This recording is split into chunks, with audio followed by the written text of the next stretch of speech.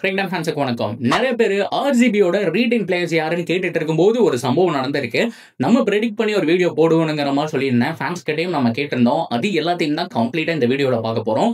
நேற்று ஒருத்தர் சம்பவம் பண்ணியிருக்காரு. இவரை மட்டும் ஆர்சிபி ரிலீஸ் பண்ணுறதுக்கு வாய்ப்பே இல்லைங்கிற மாதிரி 100% அடிச்சு சொல்லலாம். அவருடைய ரெக்கார்ட்ஸ் என்ன, எத்தனை வருஷத்துக்கு டீமில் இருக்க போறாரு, டீமில் இருந்து வெளியில் போக போகிற பிளேயர் யாது, ரசிகர்கள் சொன்ன ஓட்டு, அது மட்டும் இல்லாமல் நமக்கே தெரிஞ்சு போச்சு இப்படிதானுங்கிற விஷயம். அது எல்லாத்தையுமே கம்ப்ளீட்டாக இந்த ஒரு வீடியோவில் பார்ப்போமா. அதுக்கு முன்னாடி ஃபர்ஸ்ட் டைம் சேனலுக்கு வரீங்கன்னா மறக்காம சப்ஸ்கிரைப் பண்ணி சப்போர்ட் பண்ணுங்க. அப்பதான் அப்டேட் ஆகுமே எங்களை வந்து சேரும். சரி வாங்க வீடியோக்குள்ள போலாம். ஸோ போன வருஷம் எக்கச்சக்கமான சம்பவம். ஒவ்வொரு இடத்துல போய் ஒவ்வொரு டீமையும் அடிச்சு அவையில பயங்கரமான பர்சன்டேஜ் வச்சு இந்த இடத்த ஆர்சிபி வந்துட்டு வந்திருக்காங்கிறத சொல்லியாகணும். ஃபர்ஸ்ட் கோப்பை அப்படிங்கிறது வந்துட்டு கிடைச்சது. அண்ட் ரஜத் பட்டிதார் ஃபைனலில் சொன்ன ஒரு ஸ்டேட்மெண்ட் தான், இன்னொரு அவே கேம் தான் எங்களுக்கு, மற்றபடி வேற எதுவும் கிடையாதுங்கிற மாதிரி செம்மையா சொன்னாரு. அதுக்கு தகுந்த மாதிரி அந்த கேமையும் ஜெயிச்சு டைட்டிலையும் அடிச்சாங்க.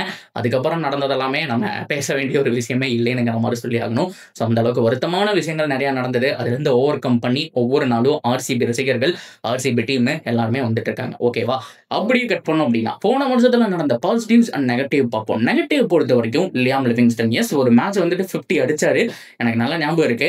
ஆனா அது ரொம்ப கஷ்டப்பட்டு ஸ்டெயின் பண்ணி எவ்வளவோ வந்துட்டு கேட்ச் டிராப்ஸ், மிஸ் ஆட்டெல்லாம் நிறைய நம்ம பார்த்தோம். மிஸ் ஆகலாம் பவுண்டரி போனதெல்லாம் நிறைய பார்த்தோம். அதெல்லாம் தான் இருந்தது. ஃபுல் பொட்டன்சியல் இல்லை. ஒரு 3 வருஷத்துக்கு முன்னாடி அவர் ஒரு மான்ஸ்டருங்க. கிட்டத்தட்ட பஞ்சாபுக்கெல்லாம் ஆடும்போதெல்லாம் பார்த்தோம் அப்படின்னா அடிச்சாரு அப்படின்னா எங்கேயோ வெளியில போய் விழுகும். அந்த அளவுக்கு ஹேண்ட் பவர் அந்த மாதிரி இருந்தது. மனுஷனுக்கு என்னதான் ஆச்சு அப்படிங்கிற மாதிரி தெரியல. இந்த வருஷம் ஆர்சிபி டீம்ல இருந்து வெளியே போறேன். ஃபாரின் பேட்ஸ்மேனோட லிஸ்ட்ல நான் முதல் லியாம் லிவிங்ஸ்டனை தான் நான் வைக்க போறேன். ஸோ இப்போ நம்ம ஹேசலுட்டோ லுங்கி எங்கடியோ இல்லை மற்ற பவுலர்ஸையோ பார்க்க போறது கிடையாது. பேட்ஸ்மேன் மட்டும்தான் பார்க்க போறோம். நிறைய பேர் கேட்டதுனால இந்த ஒரு செக்மெண்ட். அப்படி பார்க்கும்போது மற்ற யாரெல்லாம் ரிலீஸ் பண்ணுவாங்கங்கிறது எனக்கு டவுட் தான். ஆனா நம்பர் 1 லியாம் லிவிங்ஸ்டன் கிடையாது. அதுக்கான 2 ரீசன் என்ன அப்படின்னு கேட்டீங்கன்னா, நம்பர் 1 அவருடைய ஃபார்ம். அவருடைய கண்ட்ரிக்காகவும் சரி வெளியும் சரி எங்கேயும் வந்துட்டு பெருசா பர்ஃபார்மன்ஸ்ங்கிறத கொடுக்கல. லாஸ்ட் ஒரு 2 வருஷம் ஸ்டாட்ஸ் எடுத்து பார்த்தீங்கன்னா பெருசாவும் இல்லை அப்படிங்கிற மாதிரி சொல்லி ஆகணும். அவர் முன்னாடி இருந்த பீஸ்ட் மாதிரி இப்ப விளையாடுறதே கிடையாது. அது ஒண்ணு அப்படிங்கிற மாதிரி சொல்லலாம். செகண்டரி, ரெண்டாவது நம்ம பார்க்க போற ஒரு விஷயம், பெட்டர் பிளேயர்ஸ் அவைலபிள் இந்த மார்க்கெட். இதைத்தான் நான் சொல்லுவேன். அவரை விட சிறந்த வீரர்கள் நிறைய பேர் மார்க்கெட்ல இப்ப இருக்காங்க. டிமாண்டும் ஜாஸ்தியா இருக்கு. அண்ட் ஆர்சிபி ஒரு ஃபாரினரை எதிர்பார்க்கணும் அப்படின்னா இவரை ரிலீஸ் பண்ணிட்டு தான் இவரை இடத்துக்கு தான் கொண்டு வர முடியும். நிறைய பேரை ட்ரை பண்ண வேண்டிய ஒரு சுச்சுவேஷன். இவருடைய ஆர்டரை பொறுத்த வரைக்கும் ஓப்பனிங் எல்லாம் கிடையாது. மிடில் ஆர்டர்ல வர போறாங்க. மிடில் ஆர்டருக்குனே சொல்லி செதுக்கின மாதிரி நிறைய பேர் இருக்காங்க. இவருக்கு பதிலாக அவரு ட்ரை பண்றதுக்கான சான்ஸ் தான் இருக்கு. அது என்னென்ன பிளேயர்ஸ் அப்படிங்கிறத உங்களுக்கு தெரிஞ்சா சொல்லுங்க. மேபி நான் இன்னும் ப்ரெடிக்ட் பண்ணல, ஏன்னா நிறைய பிளேயர்ஸ் இருக்காங்க. லியாம் லிவிங்ஸ்டனை ரிலீஸ் பண்ணா அதுல யாராவது ஒருத்தர் தான் உள்ள தூக்கி போட முடியும். ஸோ என்ன பொறுத்த வரைக்கும் நம்பர் 1 லியாம் லிவிங்ஸ்டனுங்க. கண்டிப்பா வெளியில போக போறாரு. எழுதி வச்சுக்கோங்க இந்த வீடியோவை பார்த்ததுக்கு அப்புறம். ஸோ அவரை தான் ரிலீஸ் பண்ண போறாங்க. எஸ் அஃப்கோர்ஸ் பெட்டர் பிளேயர், எனக்கும் பிடிக்கும். பட் இருந்தாலுமே நீங்க யோசிச்சு பாருங்க, இந்த ஸ்குவாட்ல இருக்கிற ஃபாரின் பேட்ஸ்மேன்ஸ்ல யாராவது ஒருத்தரை ரிலீஸ் பண்ணணும்னா இவர் மட்டும்தான் பண்ணி ஆகணும். ஏன்னா அதுக்கப்புறம் நான் சொல்றேன் பாருங்க, நம்பர் 1 ஃபில் சால்ட், அவரை பொறுத்த வரைக்கும் ஒண்ணுமே பண்ண முடியாது. மரண கொடூரமான ஆட்டம். சவுத் ஆப்பிரிக்கா கூட நேற்று பார்க்குற 60 பாலுக்கு 140 ரன். அவர் எங்கேயோ பிடிச்ச ஃபார்மை, கேகேஆர்ல பிடிச்ச ஃபார்மை ஆர்சிபில மரணத்தாம கன்வெர்ட் பண்ணாரு. இப்போ ஒரு கண்ட்ரிக்கு அதை விட கன்வெர்ட் பண்ணிட்டு இருக்காரு. சரியான ஒரு ஆட்டம். அவர் இருக்கக்கூடிய ஃபார்முக்கு தாராளமா 10 மேட்ச்ல 7 மேட்ச் பக்கம் நின்று ஆடி கொடுப்பாரு அப்படிங்கிறதெல்லாம் நம்ம எழுதி தரலாம். அடுத்த ஒரு 5 இயர்ஸுக்கு ஒரு இன்வெஸ்ட்மெண்ட் பண்ணணும் அப்படின்னா ஃபில் சால்ட் மேல ஆர்சிபி பண்ணி தான் ஆகணும். அடுத்த ஸ்டாரா உருவாக்கிட்டு இருக்காருங்கிறதுல ஒரு துளி கூட மாற்றம் கிடையாது. ஃபில் சால்ட் மேலாம் கையே வைக்க முடியாது. அவ்வளவுதான். அவர் அடுத்த ஒரு கிட்டத்தட்ட 5 வருஷத்துக்கு சீலுங்க ஆர்சிபில.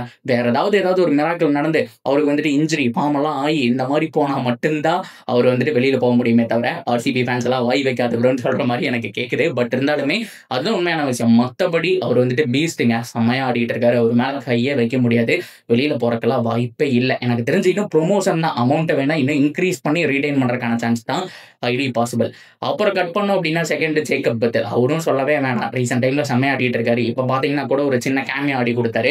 அவருடைய பொசிஷன், அதாவது நம்பர் 4 நம்பர் 5ல ஒரு சூப்பரா ஆடக்கூடிய ஒரு பேட்ஸ்மேன் தான். ஃபில் சால்ட்டுக்கு ஆல்ரெடி போன தடவை ஒரு இன்ஜுரி இல்லை ஊருக்கு போறாரு அப்படிங்கிற டைம்ல முன்னாடி வந்து ஆடி கொடுத்தாரு. அந்த மாதிரி ஓப்பனராகவும் ப்ரொமோட் பண்ணலாம். நம்பர் 4லயே ஆடக்கூடிய பேட்ஸ்மேன் தான். ஸோ பெத்தல் மேலையும் கையே வைக்க முடியாது. ஸோ அதை தொடர்ந்து ரொமேரியோ செப்போட நீங்க ஒரு ஆல்ரவுண்டரா வச்சிருந்தீங்க அப்படின்னா கூட பவுலிங்ல செமையா போடுறாரு, பேட்டிங்ல நல்லா பண்றாரு. அவரு மேலேயும் கை வைக்க சான்ஸே கிடையாது. அவரு ஒரு ஜெம்மா உருவாயிட்டு வந்திருக்காரு. அண்ட் டிம் டேவிட் சொல்லவா வேணும், டெத் ஓவர் ஸ்பெஷலிஸ்ட். அவருடைய ஜோனே அந்த 17லேருந்து 20 ஓவருக்குள்ள வரணும், காட்டுத்தனமா ஆடி கொடுக்கணுங்கிற விஷயம் தான். இந்த 4 பேர் மேலேயும் நீங்க டச்சே பண்ண முடியாதுங்கிற விஷயத்துல ஓப்பனா நீங்க சொல்ல வேண்டிய விஷயம், லியாம் லிவிங்ஸ்டன் மட்டும் தான் வெளியில போக வேண்டிய விஷயம். வருத்தமான விஷயமா இருந்தாலும், வேற வழி இல்ல கைஸ். இந்த தடவ ஒரு முடிவு எடுத்து தான் ஆகணும் அப்படின்னு அவங்க பண்ணிட்டாங்கன்னா, ஸோ ஃபாரின் பிளேயர் லிஸ்ட்ல நம்பர் 1 லியாம் லிவிங்ஸ்டன். அதுக்கப்புறம் பவுலர்ஸ்ல இருந்து யாராவது ரிலீஸ் பண்றாங்களோ அதெல்லாம் செகண்டரி. என்ன பொறுத்தவரைக்கும் லிவிங்ஸ்டன் வெளியில போறாரு அப்படிங்கிறது தான் கன்ஃபார்மான விஷயம். 97% 98% பக்கம் நம்ம கன்ஃபார்ம் பண்ணிக்கலாம். மீதி 2% அப்படிங்கிறத பொறுத்து இருந்தா பார்க்கணும். இத பத்தின உங்களுடைய கருத்துக்கள் என்ன? நேத்து மேட்ச் எத்தன பேர் பார்த்தீங்க? பில் சால்ட்டோட இன்னிங்ஸ் எத்தன ஆர்சிபி ஃபேனுக்கு ரொம்ப பிடிச்சிருந்தது? அவருடைய ஆட்டம் நாளுக்கு நாள் இம்ப்ரூவ் ஆயிட்டு இருக்கு. நான் ஃபர்ஸ்ட்ல இருந்து நம்ம நோட் பண்ணியிருந்தோம்னா தெரியும். ஒரு 3 இயர்ஸா செம்மையா இம்ப்ரூவ் பண்ணியிருக்கிறாரு மனுஷன். விக்கெட் கீப்பிங் சான்ஸே கிடையாதுங்க. அதுவும் நல்லா பண்ணிட்டு இருக்காரு. ரன் அவுட்ஸ் எல்லாம் பார்த்தோம் அப்படின்னா, அந்த குயிக்கா வந்துட்டு ஸ்டம்புக்கு வரதாகட்டும், அந்த பறந்து அடிக்கக்கூடிய விஷயமா இருக்கட்டும், இந்த மாதிரி நெறைய அடிக்கிக்கிட்டே போயிட்டு இருக்கலாம். ஸோ இந்த மாதிரி சூப்பரான விஷயங்கள் அப்படிங்கிறது வந்துட்டு செம்மையாவே பண்ணிக்கிட்டு இருக்காரு. ஸோ ஃபில் சால்ட் அப்படிங்கிறது ஒரு ஜெம் அப்படிங்கிறத மறுபடியும் சொல்லிக்கிறேன். ஸோ மத்தபடி என்ன பொறுத்தவரைக்கும் லியாம் லிவிங்ஸ்டன் வெளிய போறதுக்கான டைம் இருக்கிறதுலயே ஹார்டான ஒரு பேஸ் இதுதான்ங்கிறத சொல்லியாகணும். ஏன் அப்படின்னா, ஒவ்வொரு தடவை ஆக்ஷன் வரும்போதும் இருக்கிற டீம் அப்படியே இருந்தா நல்லா இருக்குமே அப்படிங்கிற மட்டும் யோசிக்க தோணும். அன்பார்ச்சுனேட்லி நம்ம ரிலீஸ் பண்ணி தான் ஆகணும். அப்பதான் மணி கிடைக்கும். அந்த மணியை வச்சு தான் ஃபியூச்சர் ஸ்டார்ஸை உருவாக்க முடியும். இந்த டீம் வந்துட்டு இப்ப நல்லா இருக்குன்னு எப்படியே விட்டுற முடியாது. அடுத்த 3 வருஷத்துக்கு அப்புறம் யார் யார் எங்க இருக்க போறாங்க, என்னென்ன பொசிஷன் மாறப்போகுது, யார் யார் ஃபார்ம் அவுட்டு, யார் யார் வந்துட்டு எப்படி அவங்களுடைய பீக் லெவல்ல இன்னும் இருக்கிறாங்களா அப்படிங்கிறத சொல்ல முடியாது. ஃபிட்னஸ், ஃபேமிலின்னு சொல்லிட்டு நிறைய விஷயங்கள் இருக்கு. அதனால ஒவ்வொரு அவசரங்களையுமே ஒரு ஆப்பர்ச்சுனிட்டி கிராப் பண்ணி ஒவ்வொரு பிளேயர் க்ரூம் பண்ணிக்கிட்டே இருக்கணும். அப்படி ஒரு க்ரூம் பண்ண வேண்டிய ஒரு பிளேயர் தான் லியாம் லிவிங்ஸ்டனுடைய பொசிஷனுக்கு வரப்போறாரு. டிகேக்கு நல்லா தெரியும், அவங்களுடைய டீமுக்கு நல்லா தெரியும், அனலைஸ் டீமுக்கு நல்லா தெரியும் யார் வந்துட்டு உள்ள கொண்டு வரணும் அப்படிங்கிற விஷயம். ஸோ ஆனால் சாக்ரிஃபைஸ் பண்ண வேண்டியது லியாம் லிவிங்ஸ்டனுடைய இடம் அப்படிங்கிறது தான் உண்மையான விஷயம். So that's video guys. எத்தனை ஆர்சிபி ஃபேன்ஸ் வந்துட்டு இதை ஏற்றுக்க போறீங்க? ஸோ அது மட்டும் இல்லாமல் உங்களுடைய reading and release potential players எல்லாம் யாரு அப்படிங்கிறதையும் நீங்கள் கமெண்ட்ல சொல்லுங்க. நானும் பார்த்து தெரிஞ்சுக்கிறேன். நான் இன்னும் லிஸ்ட் ரெடி பண்ணிட்டு தான் இருக்கிறேன் எல்லா டீமுக்குமே. அது கூடிய சீக்கிரம் வந்துடும். ஸோ டிஎஃப்சி கப் முடியட்டும் அப்படிங்கிற மாதிரி நம்ம வெயிட் பண்ணிட்டு இருக்கோம். ஸோ அதுக்கப்புறம் ஃபுல் அப்டேட் அப்படிங்கிறத பார்க்கலாம். ஓகேவா?